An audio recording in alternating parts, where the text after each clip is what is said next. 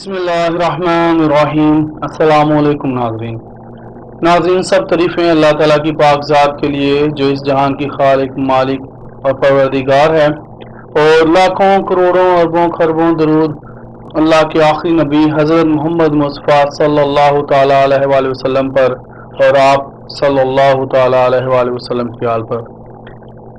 नाज़रीन, अदालत आलिया बहसीयत अदालत अपील, इसमें दीवानी अपीलों का हमारा सिलसिला चल रहा है।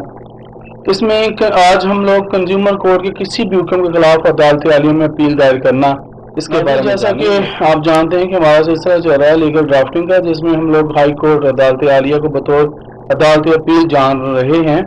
पिछली वीडियो में हम लोगों ने दीगर कवानीन के तहत हाई कोर्ट में सिविल अपील दायर करने के बारे में जाना था।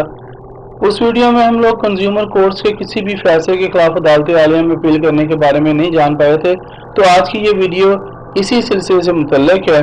इस वीडियो में हम केस लॉ और कंज्यूमर प्रोटेक्शन एक्ट 2005 के तहत भी जानेंगे।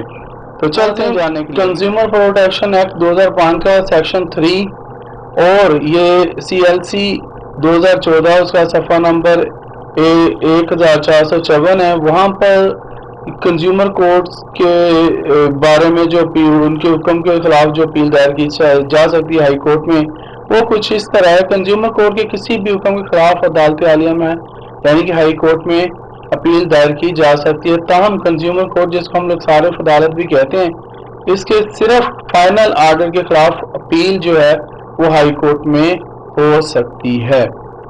तो आज के लिए इतना ही। जिंदा रहे तो फिर इंशाल्लाह अगली वीडियोस में मिलेंगे। इजाज़त दीजिए। अल्लाह हाफ़िज़।